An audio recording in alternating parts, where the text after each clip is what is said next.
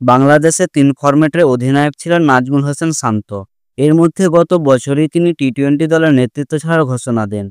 সবশেষ টি-টোয়েন্টি ফরম্যাটে ওয়েস্ট ইন্ডিজের বিপক্ষে সিরিজে দলেও ছিলেন না ইনজুরির কারণে। সে সময় বাংলাদেশের দলের অধিনায়কের দায়িত্বে ছিলেন লিটন দাস। লিটনের নেতৃত্বে ক্যারিবিয়ানদের বিপক্ষে ৩ ম্যাচের সবকটিতেই জিতে টাইগাররা।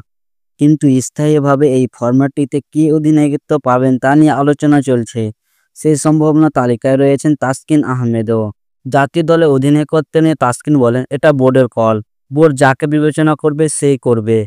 দিন শেষে আমি একজন খেলোয়াড়, আমি সবসময় এনজয় করতে চাই, নিজের সেরাটা নিংড়ে দিতে চাই দলের জন্য। বোর্ড যদি কখনো মনে করে তখন আলাদা বিষয়। জাতীয় দলকে নেতৃত্ব দেওয়ার জন্য তাসকিন প্রস্তুত কিনা এমন প্রশ্নের উত্তরে তিনি বলেন, বোর্ড চাইলে চেষ্টা করব ইনশাআল্লাহ।